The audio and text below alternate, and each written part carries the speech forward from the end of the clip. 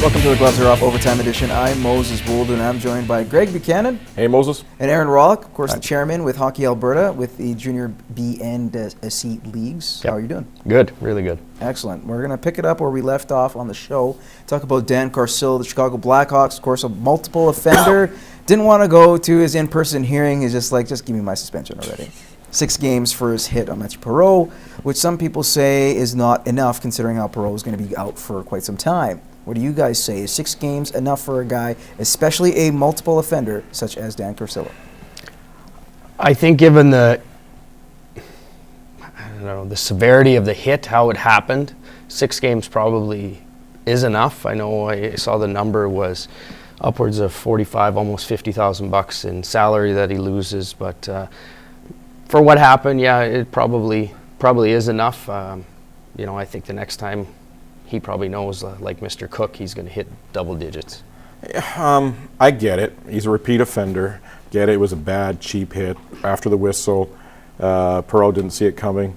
But you have to keep in mind a couple of things here. That it's probably worse than it was. I realize Perreault's hurt, but his stick breaks. It's a composite stick, and I could break a composite over my knee.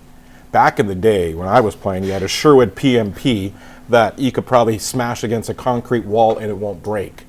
Now, one of those in the guy's back, that leaves a mark. I'm just saying it probably looks worse than it is.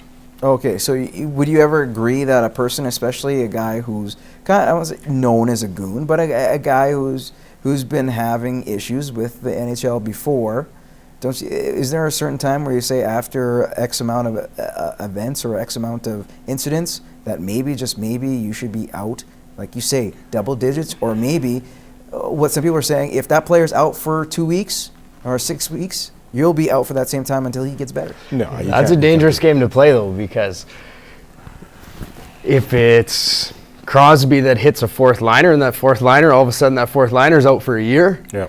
Whereas it's the other way around, well, I mean, then you get into accusations and some real dirty play. So it's really a no-win. I mean, I've been on that side where you have to dole out discipline, and to me, they just need to draw the map out and say, here it is. You do this, you get this. You do this, you get this. What bothers me is it always seems to be a little bit arbitrary. And that's where it gets a little scary, and then we get to have these conversations. Yeah, like in our level of hockey, we have a fight ticker. We are only allowed so many fights, and then after that, you start getting suspended. What we don't have, and I like to see it, is hit to the head tickers, where if a player has done this 1 or 2 or 3 times in a season, and either it's a 2-minute penalty or a 5-minute major, and then after 3 of those, he's gone for a bit. So don't tell anybody, but it's coming. Yeah, there we go.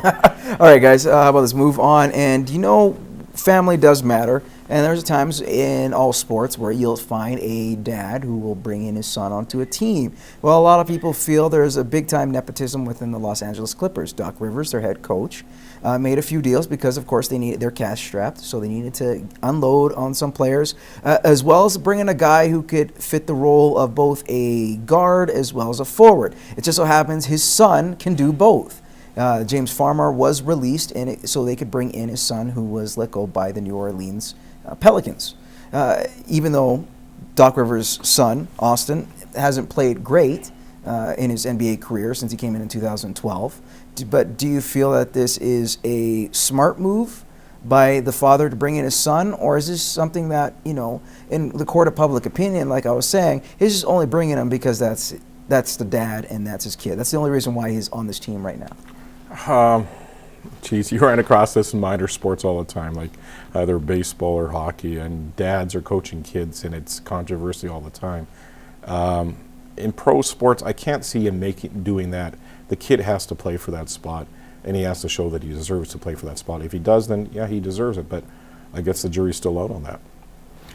I think probably in a basketball move, it probably fit for the Clippers. Hopefully it was a case of it just so happened. I almost feel worse for the son, because he's going to have to deal with everyone asking him that question, and he's also going to have to deal with his dad. And I've been one of those parents. I coach my daughter's U14 volleyball team. I'm harder on her than I am on everybody else. And you see that with most parents, you see it all through hockey. Most of the guys that coach, or the people that coach, are harder on their own child. So you almost feel bad for Austin, because naturally Doc's probably going to ride him a lot harder than he's going to ride the rest of those guys. And what does it feel if you're either a teammate or a member of the Clippers seeing this, considering that Jordan Farmar was a player who's much similar to what Austin is, but yet they let go of him so they could bring in Doc's son? I think it goes back to the answer for pretty much everything in professional sports. It's a business. Yeah. They needed somebody cheaper that can do the same job, and they got someone that the coach knew and was comfortable with. It all has to fit into budgets, right? And as much as you want to win games, and that's what you're there for, at the same time, that bottom line is the bottom line, and they are a business, and it is a business. Okay, very lastly, I just need an answer from you very quick. Playoffs, obviously, in the NHL are a little ways away. That's in April. But right now, you have 4 Canadian teams in playoff spots: Vancouver, Winnipeg, Calgary, and Montreal. Which one of those 4 Canadian teams, if they continue on this road, can be very successful? Go the furthest out of all. Montreal. I think they're the only one that has a shot of getting out of the first round. Montreal adds size up front. They got great goaltending. They'll go deep. Vancouver, watch out. If Miller keeps on playing the way he is, Vancouver go very deep in the West. I'm saying Canucks. They could be a dark horse. I had them in the playoffs earlier in the year.